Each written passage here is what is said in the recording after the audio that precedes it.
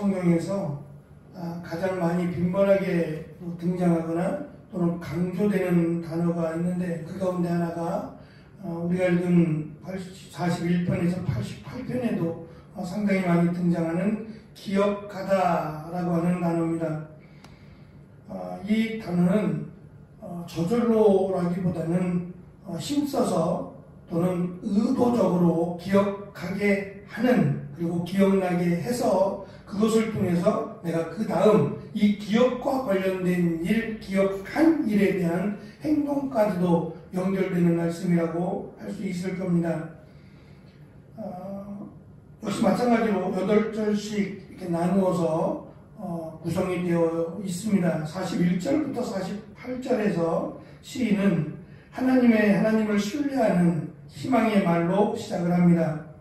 특별히 42절에 보면 비방하는 자들에게 앞에서 자신을 유혹하고 또는 비방하는 이런 상황 가운데서 비방하는 자들의 대답할 것이며 라고 해서 앞에 있는 내용과 연결지어서 설명이 이어집니다.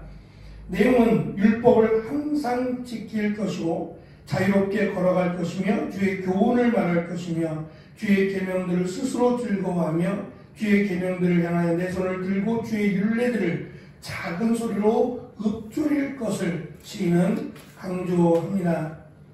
이어지는 49절에서 56절의 특징은 말씀드린 것처럼 기억하다라고 하는 단어의 반복입니다. 49절에서 노래하는 자는 하나님께 기억해달라고 간청하고, 52절과 55절에서 시인은 내가 기억하다라고 하는 말로 고백을 합니다. 힘들고 어렵고 그리고 고통 가운데 있을지라도 내가 이것만큼은 놓치지 않겠다라고 하는 결단을 지금 보여줍니다.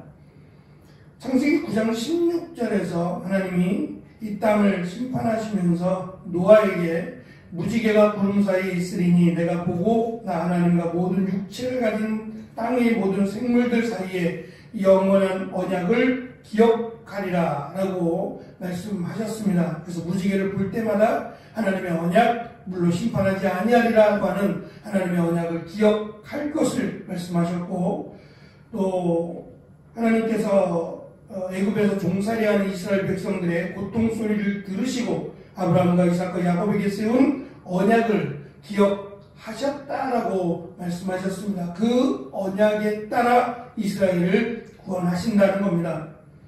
10계명 중에서 하나님은 이스라엘 백성들에게 안식일을 기억하여 거룩하게 지키라고 말씀하셨습니다. 결국 이것은 하나님의 약속 또는 하나님의 은혜라고 하는 것을 전제로 기억하라고 하는 겁니다. 결국 이것을 기억하는 자가, 하나님의 약속, 하나님의 말씀을 기억하는 자가 하나님 앞에 나아갈 것이며 또 하나님의 은혜를 누릴 것임을 시인은 강조합니다. 57절에서 64절은 하나님께서 이스라엘 백성들에게 땅을 주신다라고 하는 약속 또는 말씀에 대한 내용입니다. 57절에 등장하는 분깃이라고 하는 단어는 땅의 분배와 관련된 하나님의 약속을 기억하게 합니다. 결국 하나님의 약속은 약속하신 대로 땅의 축복으로 연결되었고 그 땅을 분배하셨음을 이스라엘 역사 가운데 보이셨습니다. 65절부터 72절은 좋다라고 하는 단어가 6번에 걸쳐서 등장을 합니다. 특별히 시인은 절망 가운데 또는 고통 가운데 있을 때에 자기가 이것을 좋다라고 여긴 것은 오히려 그 고난이 자기에게는 유익이 되었기 때문이라는 겁니다. 그래서 고난이 유익이라고 하는 이 유명한 말씀이 여기서 등장하게 되는데요. 특별히 고난이 유익이 된 것은 고난 때문에 오히려 하나님의 말씀을 또 하나님의 그 일하심 또는 하나님의 축복을 오히려 더 경험하게 되었기 때문입니다. 그러니까 하나님을 알지 못하는 자들에게도 이 고난이 유익이 될 때가 있습니다. 하지만 시인은 이 고난 때문에 오히려 하나님께로 가까이 갈 수 있었고 고난 때문에 하나님의 약속을 더 깊이 배우게 되어서 그것이 유익이라고 지금 강조를 합니다. 그래서 금이나 은보다 하나님의 말씀이 더 좋다라는 것을 깨달았다고 시인은 강조합니다.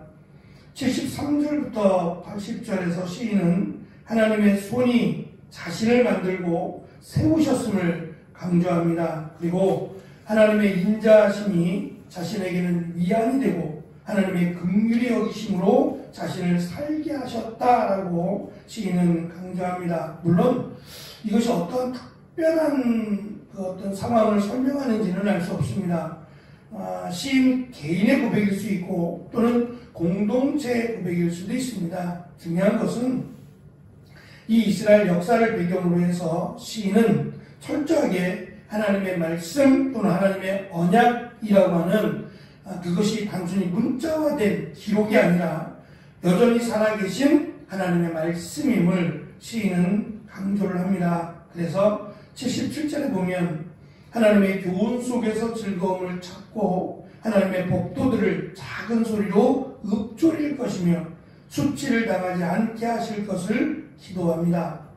마지막 81절에서 88절은 시인은 사모하기에 하나님의 말씀을 또 하나님의 은혜를 사모하기에 피곤하다라고 투덜거리는 듯 보입니다.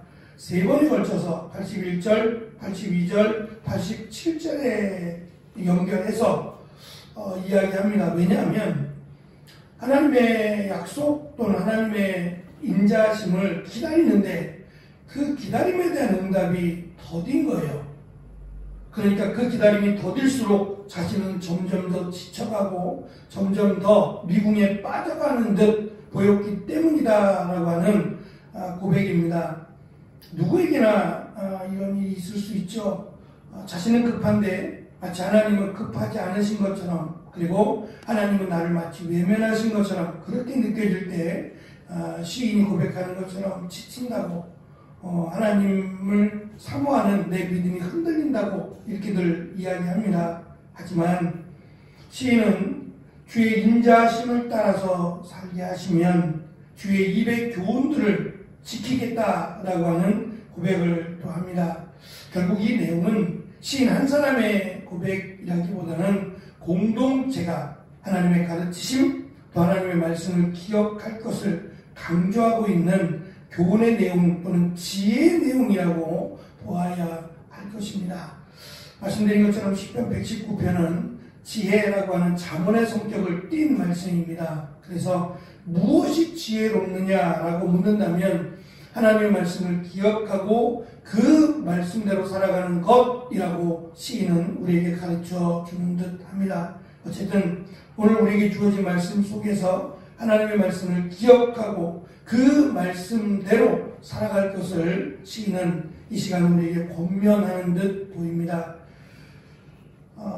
끝으로 시인은 우리가 읽은 말씀 속에서 하나님의 말씀을 좀 더 준비된 마음으로 지켜나갈 수 있게 해달라는 고백을 합니다. 우리 역시도 내가 깨닫지 못함으로 인하여 혹시나 하나님을 원망하거나 불평하는 일이 없기를, 그래서 하나님을 더 가까이 알아가는 일에 힘쓰게 되는 매일매일의 삶이 되어지는 우리가 되기를 간절히 축원합니다.